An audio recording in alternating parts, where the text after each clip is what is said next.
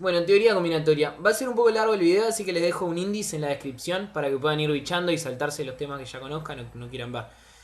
Bueno, no es algo muy complicado la teoría combinatoria. Lo importante es entender bien las bases y aprender a usar lo que tenemos. Lo importante no es aprenderse la fórmula de memoria porque son muy fáciles de aprenderse y si fuera tan fácil sería bárbaro, pero no es así. Y bueno, o sea, hay que saberlas de memoria, sí. Pero también hay que saber por qué son así y hay que saber cuándo usarlas y por qué.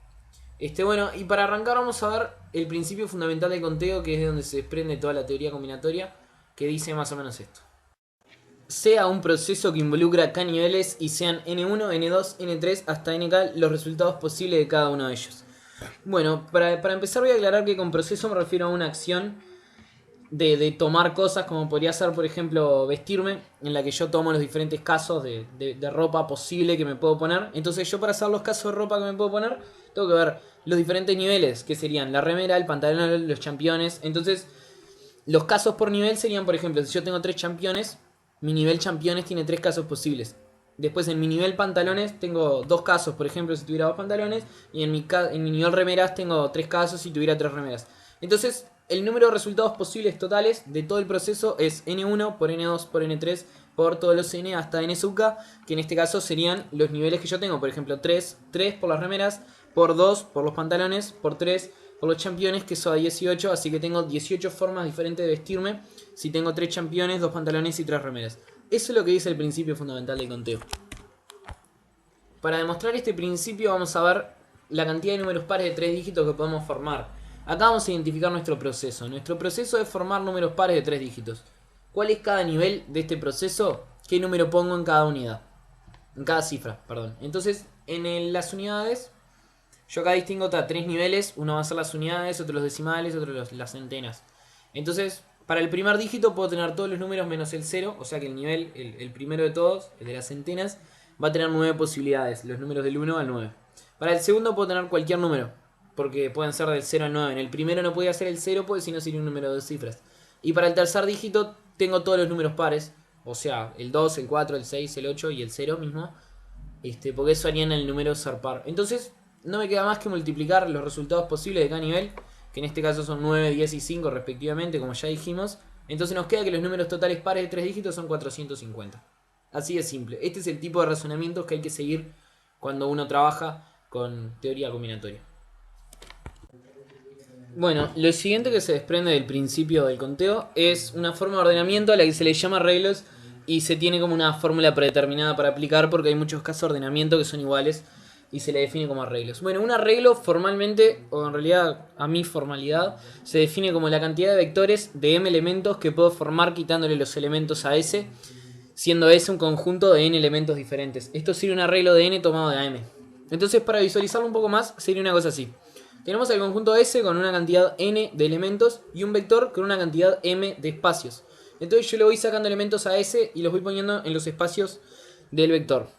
Entonces yo tengo m lugares para poner elementos y bueno, yo defino cada lugar como un nivel. Entonces para el primer nivel voy a tener n posibilidades diferentes porque van a ser cualquiera de los elementos de S. Y para el segundo lugar voy a tener n-1 posibilidades diferentes porque hubo una que ya la saqué para colocar en el lugar anterior. Y en el tercer lugar voy a tener n-2 posibilidades porque ya saqué 2 para los 2 lugares anteriores. Y bueno, para el último lugar, que sería el lugar m, yo tengo m-1 posibilidades menos, o sea n menos m-1, porque le saqué m-1 por cada lugar anterior que tiene. Entonces bueno, usando el principio del conteo, veo que los casos posibles son los casos posibles que existen en cada nivel. Entonces nos queda lo de el primer lugar, n, por lo del segundo lugar, n-1, por lo del tercer lugar, n-2, así hasta n-m-1, que esto se puede escribir también como n factorial sobre n-m factorial, que es a esto lo que se le define arreglos de n tomados de AM, que bueno, un conjunto n, un conjunto S de n elementos y un vector dado con m lugares y bueno, uno lo va llenando. La clave acá es que importa el orden en que uno pone los elementos. En otros ordenamientos, como las combinaciones, no nos importa el lugar en el que los ponemos. Pero bueno, ya lo vamos a ver más adelante. Ahora vamos con un ejemplo práctico de arreglos para que se visualice un poco más lo que es esta fórmula y cómo se aplica.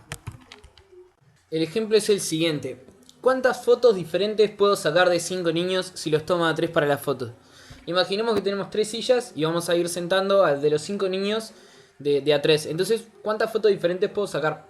Entonces acá mi conjunto S del que hablábamos recién serían los 5 niños. Cada niño sería uno de los elementos. No es que esté tratando mal a los niños, sino que es una visualización.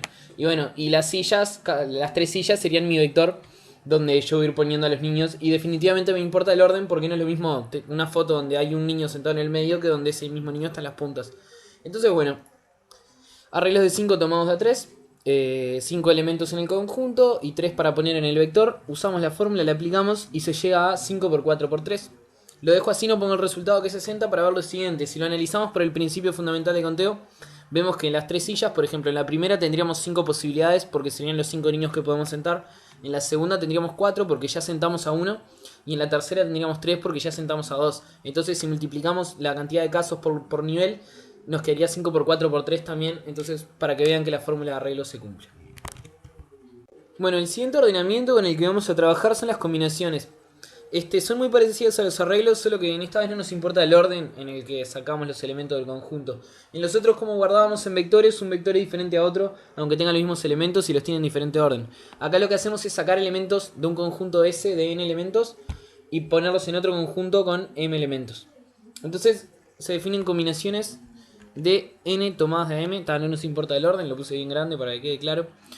Pero en los arreglos sí, esa es la diferencia. Entonces, combinaciones de n tomadas de m se definen como los arreglos de n tomados de m por 1 sobre m factorial.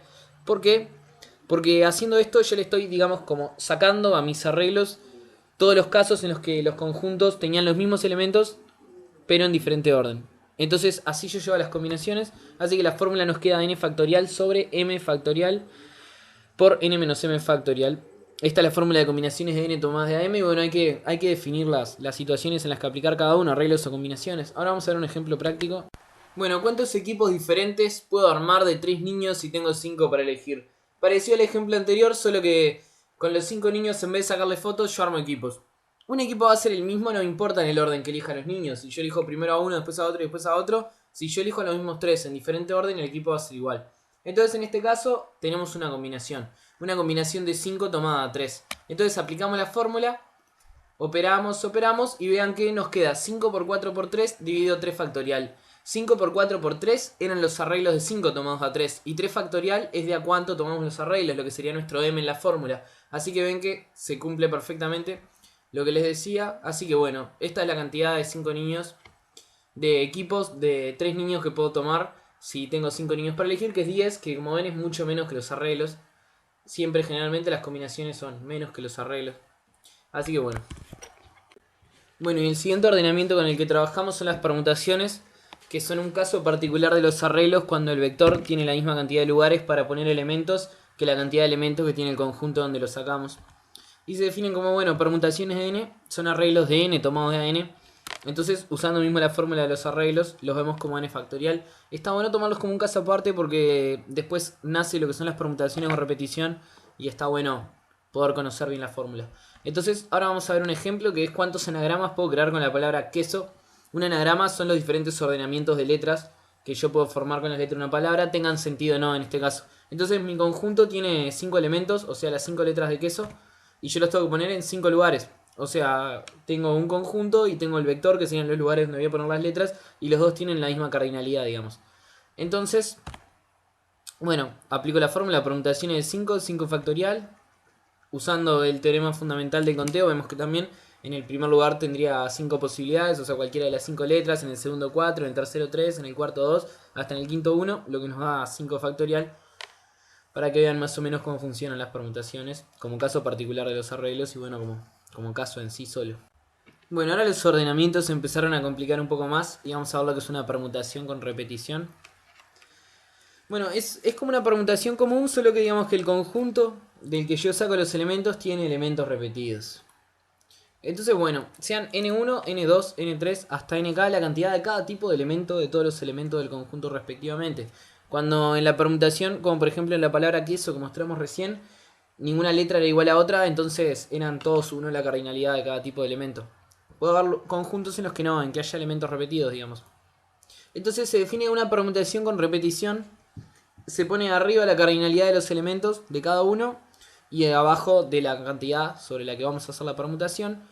Y la fórmula es n factorial sobre n1 factorial por n2 factorial por n3 factorial hasta por nk factorial, que igual al razonamiento que habíamos hecho con las combinaciones al hacer que eran los arreglos por 1 sobre m factorial. En este caso lo que hacemos es dividir entre el factorial de cada una de las repeticiones multiplicados entre sí, porque de esa forma quitamos los casos en los que se están repitiendo los elementos.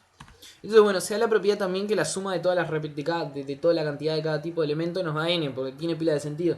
Yo tengo cierta cantidad de elementos, hay algunos que son iguales y otros que no, pero si sumo la cantidad de cada uno voy a tener el conjunto entero. Entonces, bueno, esto es una permutación con repetición. Ahora vamos a ver un ejemplo práctico parecido al anterior, pero un poco más visible, que es los anagramas que podemos hacer con la palabra mermelada, que como verán esta palabra tiene letras repetidas. Entonces, si nosotros hiciéramos todos los anagramas, habría casos que los estaríamos contando más de una vez, que serían la misma palabra formada, solo que con la M, por ejemplo, cambiada un lugar.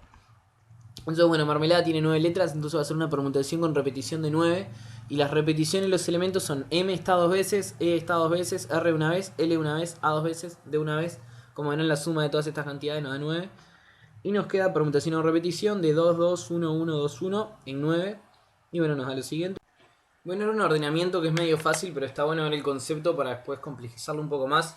Son los arreglos con repetición barra reposición. Pongo esta diferenciación porque las permutaciones con repetición es cuando en el conjunto se repetían elementos, pero los arreglos con repetición se definen cuando yo puedo repetir los mismos elementos del conjunto. Voy a explicarme un poco mejor. Sea S un conjunto de n elementos diferentes, ¿cuántos vectores de m elementos puedo formar usando los elementos a S? La diferencia con la definición de arreglos es que ahora yo no se los quito a S los elementos, simplemente los uso. Puedo usar todas las veces que quiera el mismo elemento. Entonces, yo tengo m lugares y para el primer lugar voy a tener n posibilidades, cualquiera de los n elementos de S.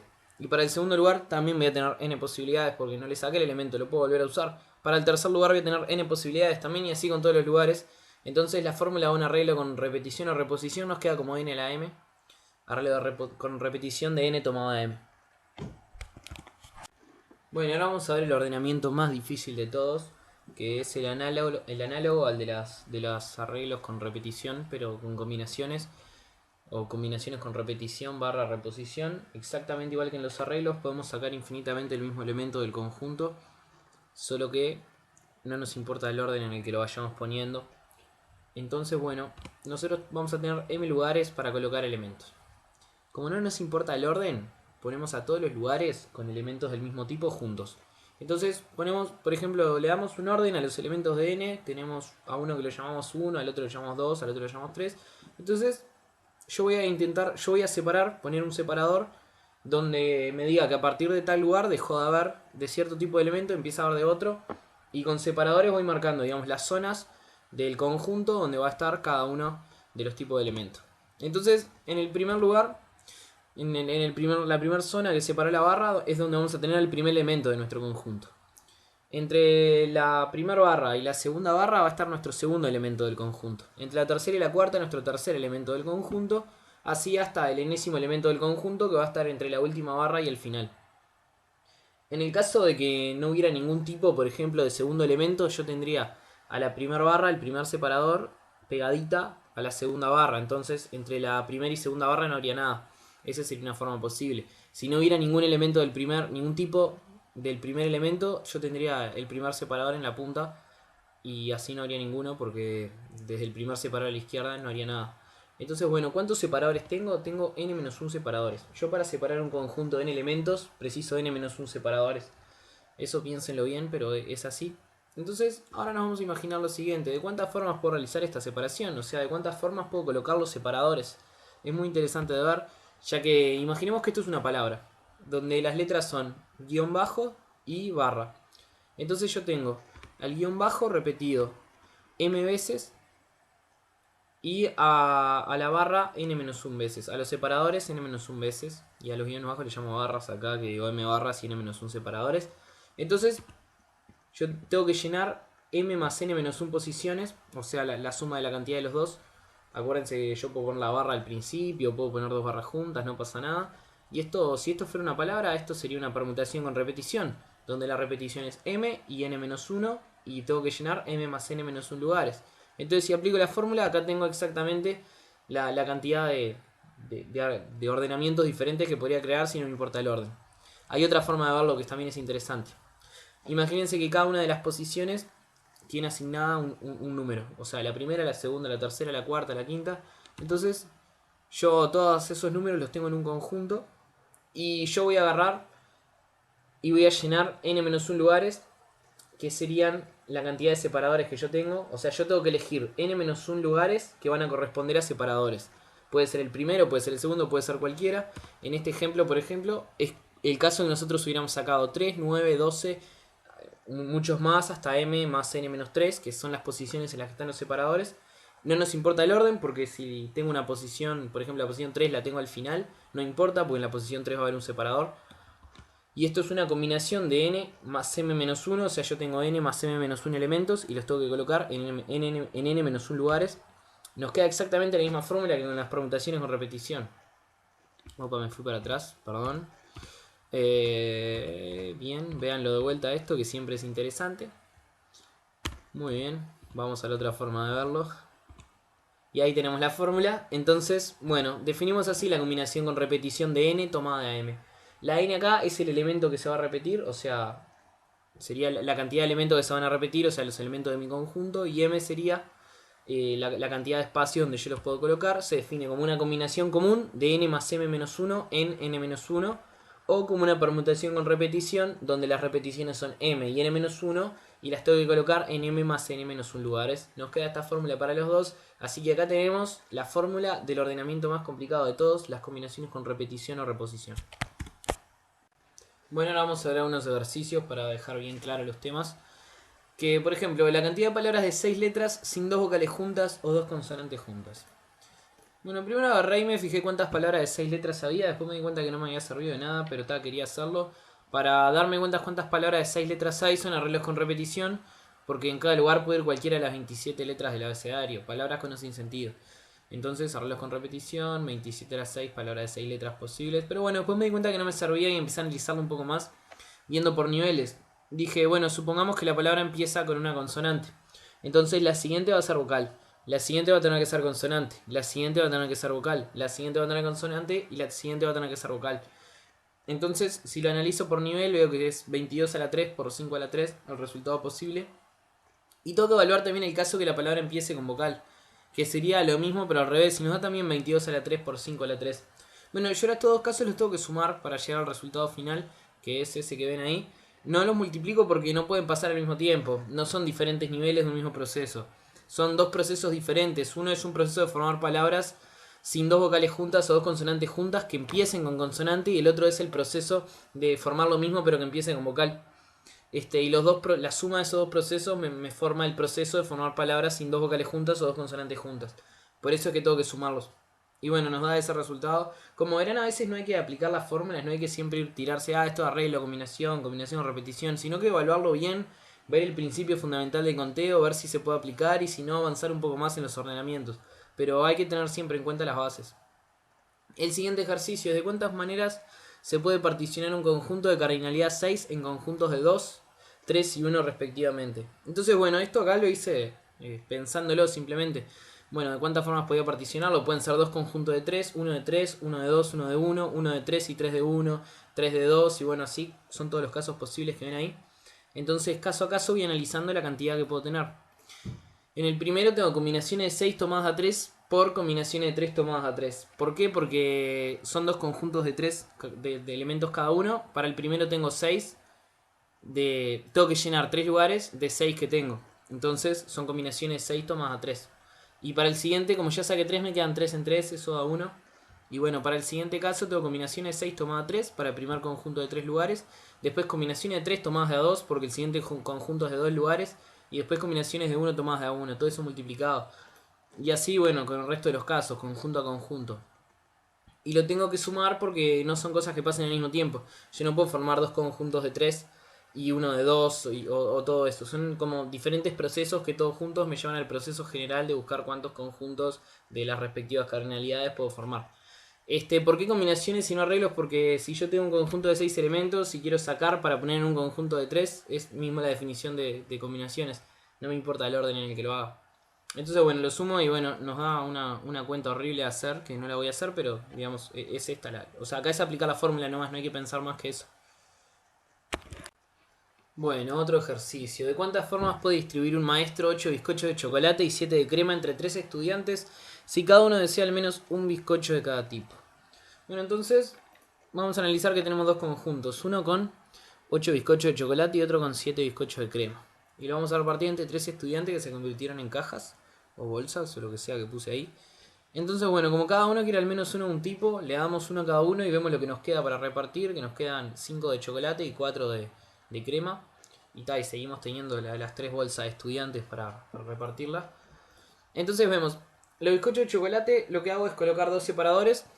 A la izquierda del primer separador son los que le daría el primer niño. Entre el primer separador y el segundo los que le daría el segundo niño. Y entre el tercer separador y el final los que le daría el tercer niño. Como en las combinaciones con repetición, esto es una combinación con repetición donde lo que estoy repitiendo es al niño que le asigno el bizcocho.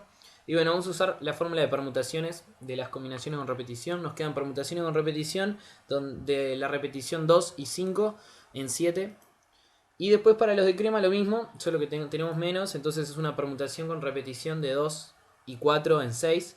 Y bueno, se nos multiplican porque pasan al mismo tiempo. Yo, no, o sea, reparto los dos bizcochos al mismo tiempo. No es que repartir unos me saque de repartir los otros.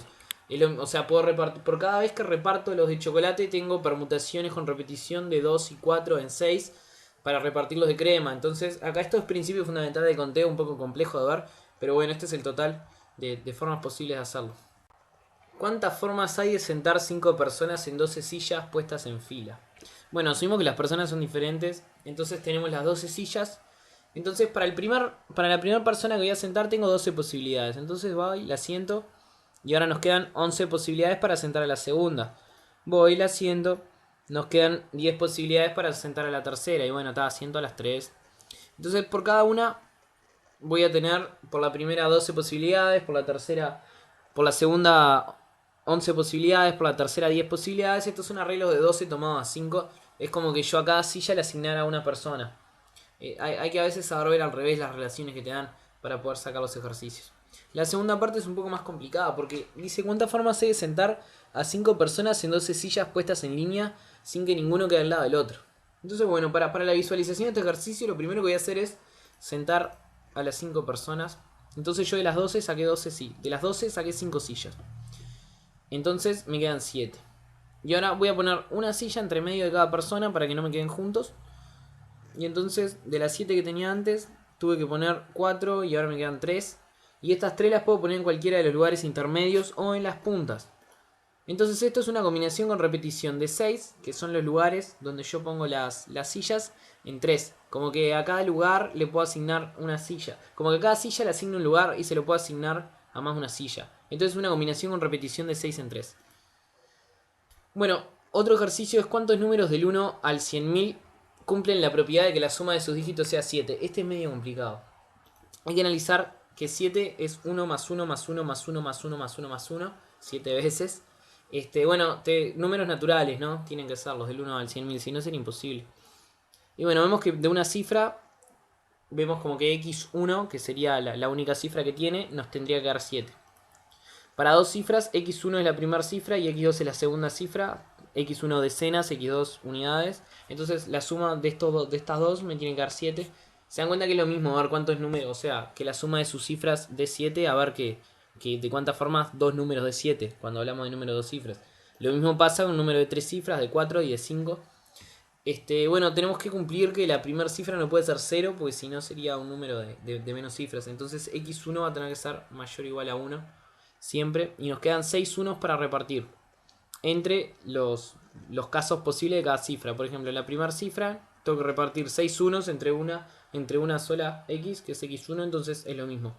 Para el caso de dos cifras, tengo que repartir 6 1 entre 2x, digamos, la de una cifra y la de la otra. Entonces coloco un separador. Estamos hablando de combinaciones o repetición de vuelta, bien, se dieron cuenta. Para tres cifras tengo que repartir los 6 unos entre 3x diferentes, digamos, y así con todos. Y bueno, nos quedaría una suma de cada uno de los casos, porque no tengo un número de una cifra y dos cifras al mismo tiempo. Entonces bueno, son como los diferentes procesos que me llevarían a formar todos. ¿Por qué lo hago hasta 5 cifras? Porque de 6 cifras estaba el 100.000 y el 100.000 ya sé que no me suma 7 nunca. Así que bueno, todos los de menos. Entonces bueno, la suma de esto nos da todos los números de 1 hasta 100.000 que cumplen la propiedad de que sus cifras suman 7. Bueno, eso fue todo de teoría combinatoria. El próximo video va a ser sobre teorema del binomio y teorema del multinomio y capaz que algo de funciones. Bueno, que pasen bien. Cualquier pregunta que tengan la pueden hacer comentando el video o dejo mi link de Facebook si me quieren mandar un mensaje.